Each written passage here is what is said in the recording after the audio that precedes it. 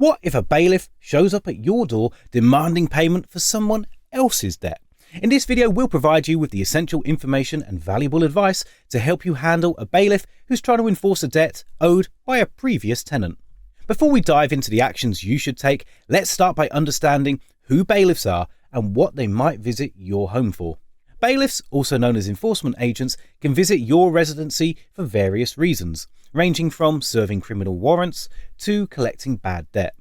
There are several different types of bailiffs with distinct duties, including county court bailiffs, approved enforcement agents, certified enforcement agents, and high court enforcement officers.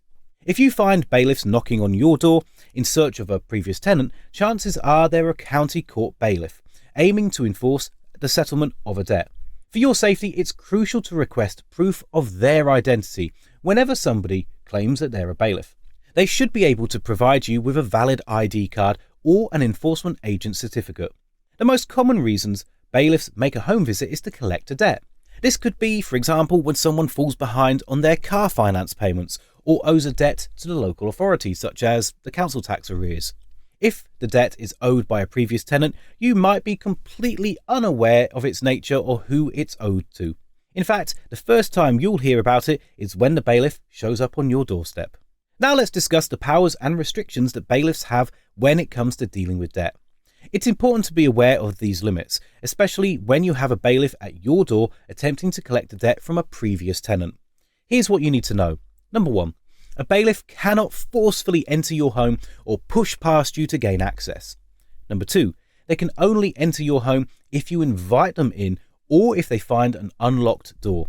They cannot force a lock or enter through an open window, for instance. Number 3. If the only individuals present at home during the visit are disabled people or children under the age of 16, the bailiff must leave. Number 4. Between the hours of 9 p.m. and 6 a.m, bailiffs are prohibited from making house calls. However, keep in mind that they do work on weekends and may visit on a Saturday or Sunday.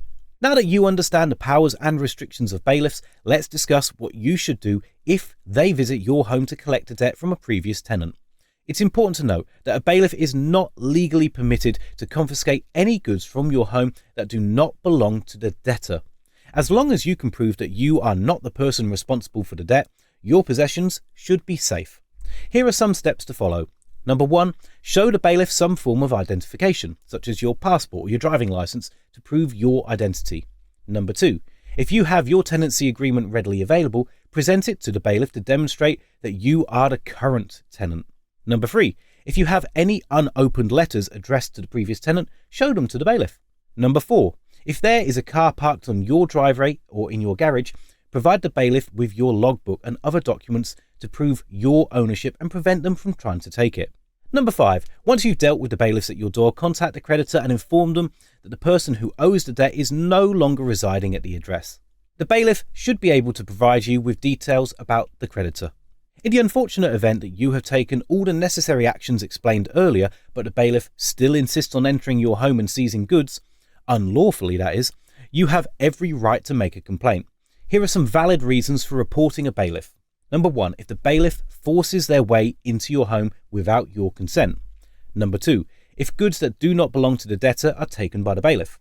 Number 3, if a bailiff persistently harasses you to pay a debt that you do not owe. Number 4, if a bailiff acts in a threatening or aggressive manner. Number 5, if a bailiff uses offensive language during the interaction. If you find yourself unsure about the ethical conduct of a bailiff, make a note of their name and, if possible, take a photograph of their ID to provide evidence when filing a complaint. Dealing with bailiffs seeking payment for a debt owed by a previous tenant can be a challenging and stressful situation. However, by understanding their limitations, proving your identity and ownership, and reporting any unlawful behaviour, you can protect yourself and your possessions. If you're struggling with debt, then there are a number of debt solution options available here in the UK.